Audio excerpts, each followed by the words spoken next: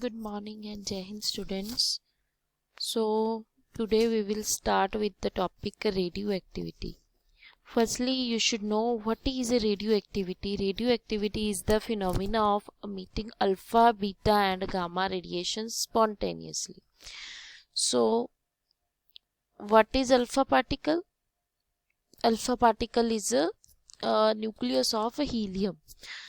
So suppose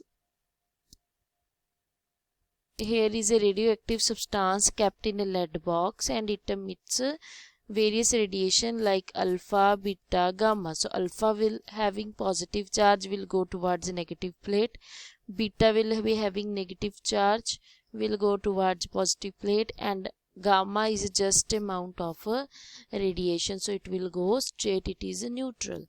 So these are the displacement reactions. YAZ is any journal atom.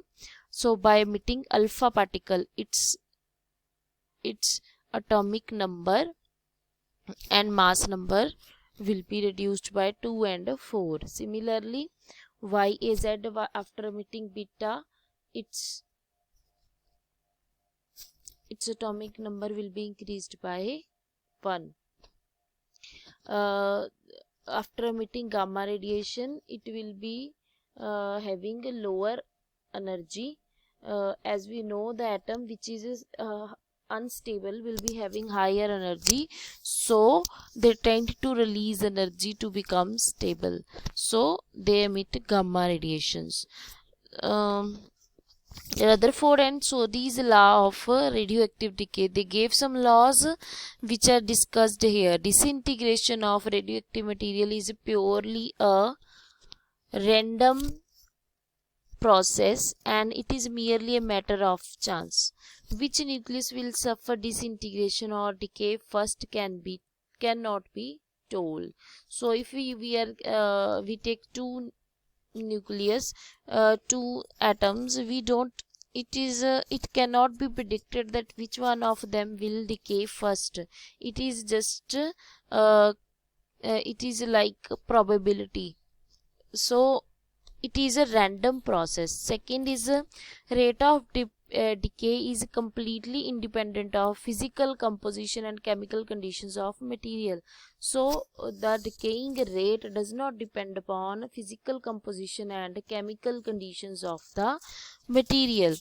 The rate of decay is directly proportional to quantity of material actually present at that instant.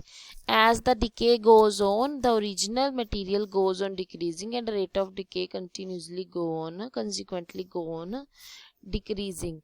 So the rate of decay is proportional to the amount of material present at that instant. So this can be, if n is the number of radioactive atoms present at any instant, then how we can write rate of decay? That will be written as dN by dt. Minus sign is given here because the atom is decaying and the number of atoms is decreasing, so we are using here negative sign, which is directly proportional to number of atoms present at that time. Or we may write, after removing proportionality, we may write dN by dt equals to lambda n, where lambda is a decay constant or disintegration constant. So rearranging this equation, we will get dN by n equal to minus lambda dt. Integrating both sides, we know dx by x integration equals to log x. So similarly, dN by n after integration will become log en equals to lambda is constant, the integration of dt is t minus lambda t plus c. So where c is the integration constant. At time t equal to 0, suppose initially number of atoms we had were n naught. So putting the values here, we will get log e n naught equals to 0 plus c. So putting the value of c in this equation, we will get log e n minus log e n naught equal to minus lambda t. We know log a minus log b equals to log a over b. So it will become log e n over n naught equals to minus lambda t. Taking anti-log both sides, we will get n by n naught equals to e raised to power minus lambda t, or number of atoms equals to n naught into e power minus lambda t. So plotting this equation, we will get the graph as follows. With the t, number of atoms start decreasing with the time, and it will not touch this graph is not touching at the time axis, because the number of atom will never become 0.